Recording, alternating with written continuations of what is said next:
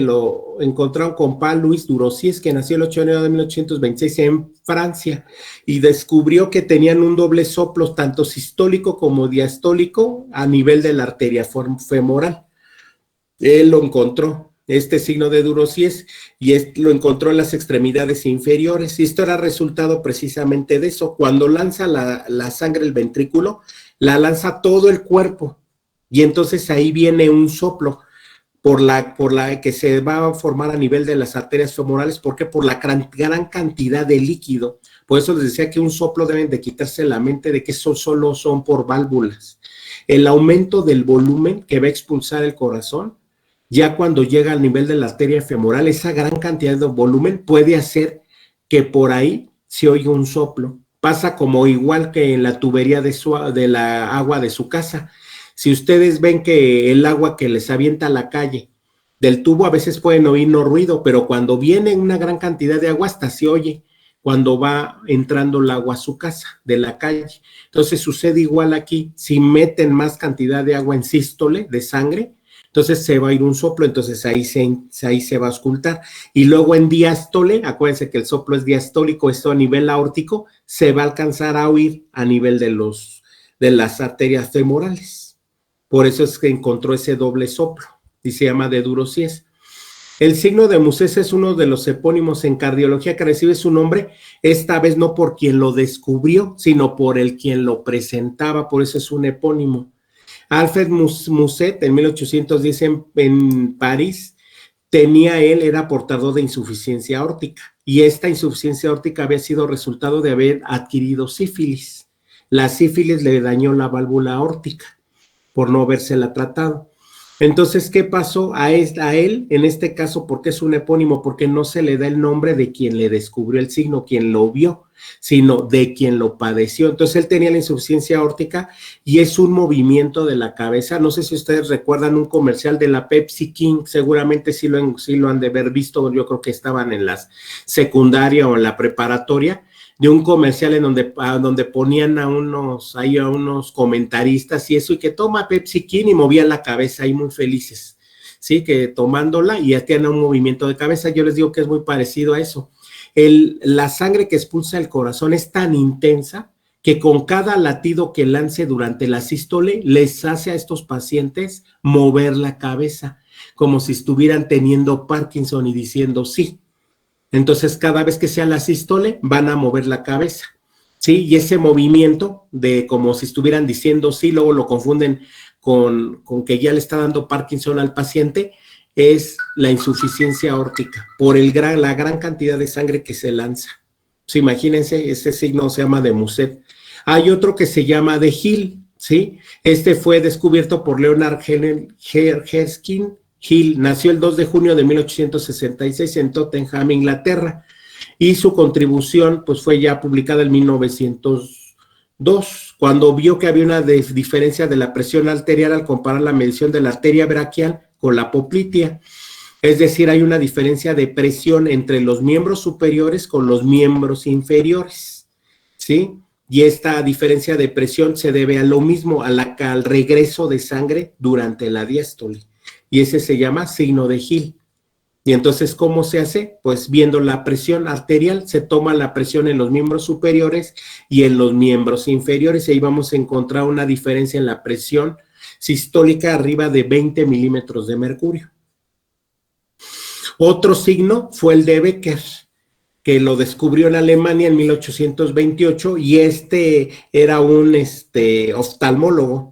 Entonces, ¿qué pasa? A través de ver el fondo de ojo, veía que los vasos sanguíneos latían, ¿sí?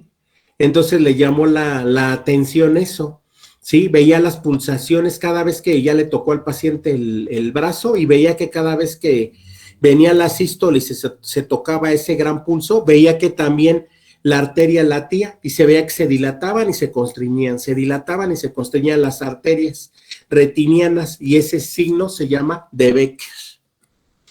Otro signo fue el de Quincke, que lo descubrió en nació en 1842, y ahí por donde 1900 1912, 1915, lo vinieron ya confirmando. ¿Y a qué se debe el signo de Quinqué? El signo de Quinqué es ver el pulso, el latido en el lecho unguial.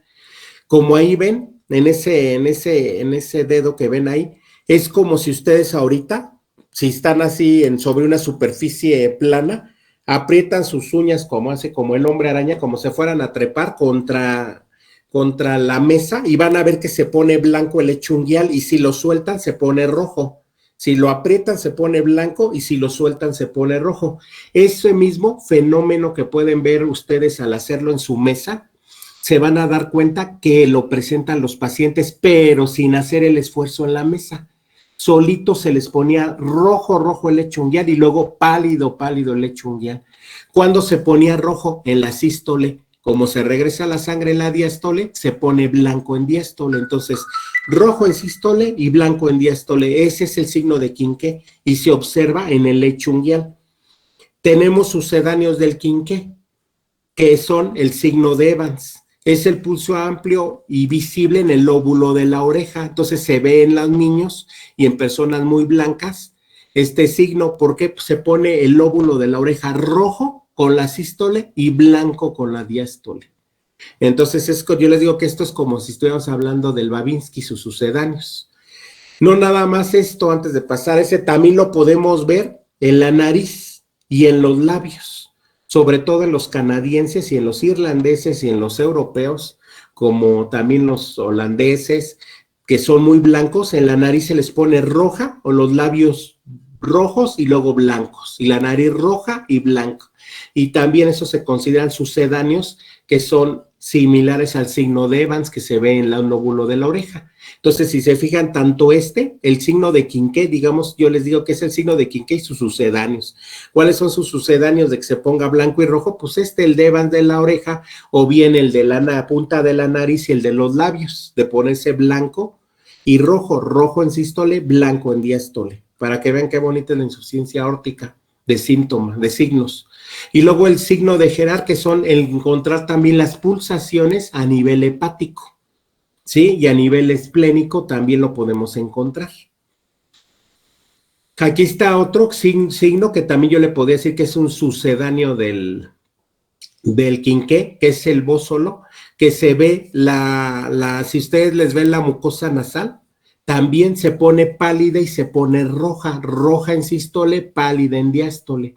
Se llama signo de bósolo.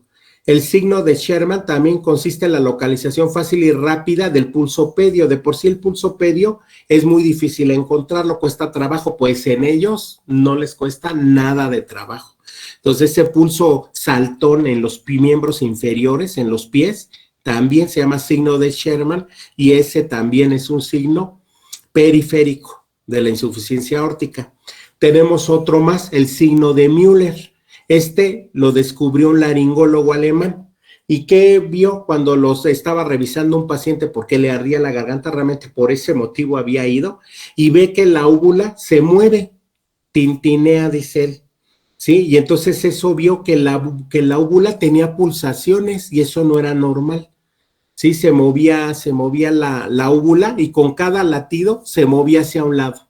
No hacia adelante como el Muset, pero esta se mueve hacia un lado nada más, latía. Con la sístole se movía hacia un lado y regresaba en la diástole. Y también vio que se acompañaba de un eritema, de edema de paladar y de amígdalas. Entonces se ponía también el paladar duro, junto con las amígdalas se ponían rojitos y blancos, rojos en sístole, blancos en diástole, junto con el movimiento de la úvula en sístole. Por eso les digo que a mí me fascina esto, y además yo les voy a ver si me da tiempo, les voy a contar una experiencia que yo tuve. Y luego está el signo de Landolfi. ¿Cuál es el Landolfi? El paciente, si ustedes lo ven, parece como si le echaran luz al paciente en la pupila. Ya ven que cuando ustedes van a revisar un paciente con una lámpara y ustedes mismos echan luz, se hace miótica su pupila, y en la noche, ya que están en la oscuro, si no han prendido la luz de su recámara, pues va a estar midriática, ¿sí? Entonces, efectivamente, estos pacientes, sin que les echen la luz, sin que les pongan oscuridad, va a estar haciendo la pupila miosis y midriasis, miosis y midriasis. y se llama esto hipus pupilar, es decir, el que se haga miosis y midriasis una pupila sin alteraciones en la luz, ¿sí? Entonces sí vamos a tener miosis en la sístole y midriasis con la diástole. ¿Quién es uno de los que se sospecha que tenía insuficiencia aórtica? Pues un signo que se le puso, el signo de Lincoln. Van a ver que ustedes en la mayoría de las fotografías de Lincoln está esta foto, ¿sí? En donde él tenía un pie montado sobre de otro.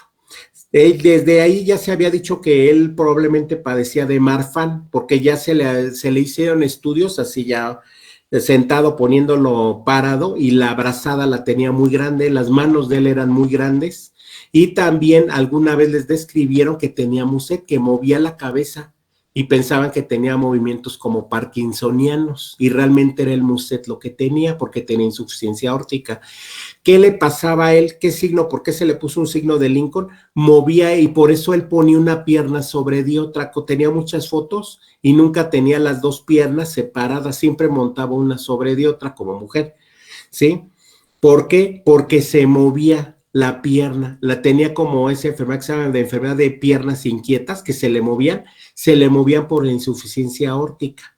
Entonces, incluso él a veces se agarraba al cruzar la pierna, la que tenía sobre la que tenía arriba de la otra, a veces la estaba moviendo, así aventando el pie, como si le estuvieran viendo el reflejo, ¿sí? Al pasar a él, pero es de manera espontánea, y entonces se le puso el signo de Lincoln. Por eso el movimiento de la pierna no era más que la transmisión de la velocidad por el flujo aórtico, es lo que les digo. Y eso es lo que se piensa que tenía Lincoln. Este resumen me gusta porque para que ustedes lo lean, porque aquí están todos. Ahí está el pulso de Corrigan, en qué consiste, el pulso, el martillo de agua, en qué consiste, pulso de Austin Flint, en qué consiste, el signo de Durocies, en qué consiste. Esta presentación, ya que la tenemos, se las voy a pasar. El signo de Muset, ahí está, el signo de Hill, el de Becker, el de Kinkel, el de Müller, el de Lincoln. Por eso les digo que a mí me fascina la insuficiencia aórtica. Tiene tantos signos y tantos síntomas que es fascinante esto porque son signos periféricos, ¿no? Ni en el ojo, en la boca, en las uñas, en el hígado, en el vaso, en donde quiera en el cuello, le van a encontrar datos. Entonces, la insuficiencia aórtica, ¿cómo la podemos detectar? El mejor para todas las valvulopatías, se lo tienen que aprender, el gold estándar en todas las valvulopatías es el ecocardiograma, el ultrasonido del corazón. ¿Y ahí por qué? Porque podemos ver, como aquí se ve, este es un eje largo, es un eje, un eje corto parasternal, ¿sí? Y aquí está aurícula izquierda, la aorta, ahí están las dos flechitas de la aorta, ahí está el ventrículo izquierdo, ¿sí?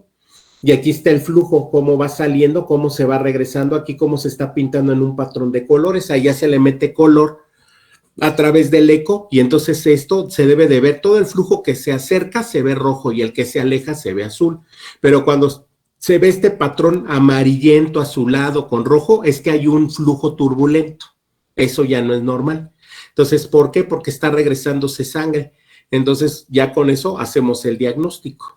Entonces, miren, ahí está, miren ese patrón que parece ¿cómo se llama? Así como azulejeado, así de colores, así.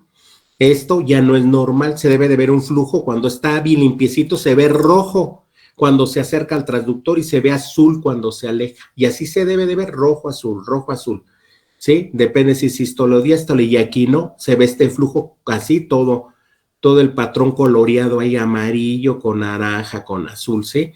Y es por la regurgitación, entonces con eso hacemos el diagnóstico. ¿Qué vamos a encontrar en el electro? Está bien fácil, pues datos de crecimiento ventricular izquierdo, vean las heces profundas en B1, B2 y B3, que aquí dice C1, C2 y C3, y van a ver que en B4, B5, B6, donde dice C4, C5 y C6, tienen R's muy altotas. Ya ven que les decía que la transición se lleva entre C3 y C4, o B3 y B4, y aquí está del primer vector que es la R, la primera R, y aquí está bien llevada la transición, aquí la R, y aquí ya salta la R más alta, pero ¿qué? se está metiendo dentro del otro complejo, esta R, miren qué grandote está. Entonces tiene datos de crecimiento ventricular izquierdo, pueden hacer arritmias, les decía, aquí de repente hizo una extrasístole, esta es una extrasístole, la que está aquí en D2 y D3, la que sigue después del primer latido, por eso está de diferente tamaño. Vamos a tener de sobrecarga, datos de sobrecarga, por eso el ST se cayó, ¿sí? Como si nos estuviera haciendo aquí una onda de lesión subendocárdica, ¿sí? Y podemos ver bloqueo de rama. En la placa, a diferencia de la estenosis aórtica, ¿qué vamos a tener? Dilatación del corazón.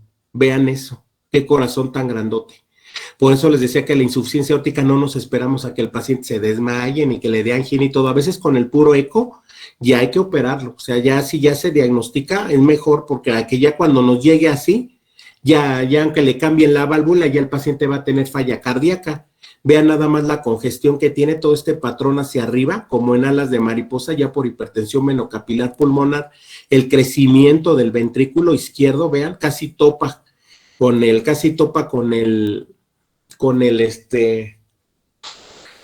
la parrilla costal izquierda, ¿sí? Ya quiere tener un índice cardiotorácico hasta de 0.75 de 1, ¿sí?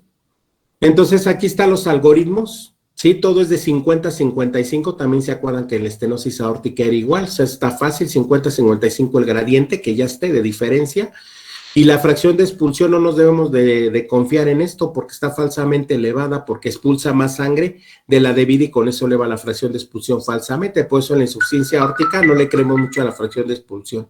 Pero ya nosotros en cuanto vemos que empieza con dilatación el ventrículo, que está más de 45, ya no nos esperamos, ya ahora a meterlo a cirugía, que nos va, aunque luego nos cuesta trabajo, porque como los pacientes no se sienten todavía a veces algunos mal, todavía no todos, dicen, no, ¿y por qué me quiero operar si nada más me falta poquito el aire? No, señora, porque ya cuando se opere ya el corazón va a estar bien dilatado y ya de nada le va a servir y a veces no aceptan, ¿eh? Nos cuesta mucho trabajo convencerlos y uno casi tiene que darles una clase como esta para decirles, miren, es que si no se opera se va a dilatar mucho, ya eso ya el corazón ya no se vuelve a encoger ni se vuelve a hacer chiquito, queda dilatado, ya no le va a servir aunque tenga válvula nueva. Y casi hay que darles una clase de insuficiencia aórtica a los pacientes para convencerlos. Bueno, yo creo que hasta aquí lo vamos a dejar. Realmente valvulopatías a mí me interesa, pero a mí me interesa que yo se las dé, pero me interesa que de aquí se vayan y, por ejemplo, ahorita que vimos insuficiencia aórtica, se vayan a leer el Guadalajara. Porque si ustedes no complementan leyendo, ahorita, por ejemplo, yo les acabo de dar la clase y si ustedes se van al libro mañana tempranito o al rato se echan una leída rápida de estenosis aórtica, insuficiencia aórtica y van a decir, ya le entendí. No, pues ya con esto que viene aquí lo que el doctor me dijo y se lo van a aprender. Y no se les va a dificultar para cuando hagamos el examen, ¿eh? Porque de hecho uno de los exámenes yo trato de que los temas que son difíciles o que son complejos, sí hacerles solo un examen para eso, sí, no juntarlos con varios, pero sí necesito que lean porque pues, si no van a tronar, ¿sí? Entonces, mañana vamos a ver mitral, estenosis e insuficiencia, y yo espero que me dé tiempo de ver lo de tricuspidio. Yo siempre en enfermedades valvulares me llevo 3 a 4 clases, no se pueden menos, porque para darlas bien así como la dimos, no, yo no puedo recortarles mucho si no les explico. Entonces, vamos a ver mañana estenosis e insuficiencia, pero vayan repasando, ya no les estoy diciendo repasen lo que mañana vamos a ver, repasen lo que ahorita vimos, para que se lo aprendan, para que aprendan lo que vimos y ya de esa manera retroalimentan y es más difícil que se les olvide, por favor. Sí, entonces, no sé si mañana quieran clase o no quieran clase o no sé, ¿eh? Es sábado.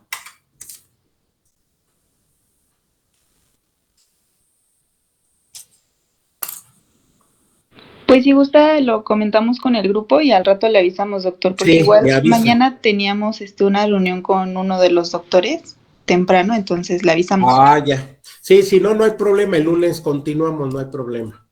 Ok, le avisamos en un rato, doctor, gracias. Ok, entonces vayan leyendo, por favor. Sí, doctor, gracias. Ok, doctor. Gracias, doctor. Gracias, doctor. Hasta luego, doctor. Hasta luego.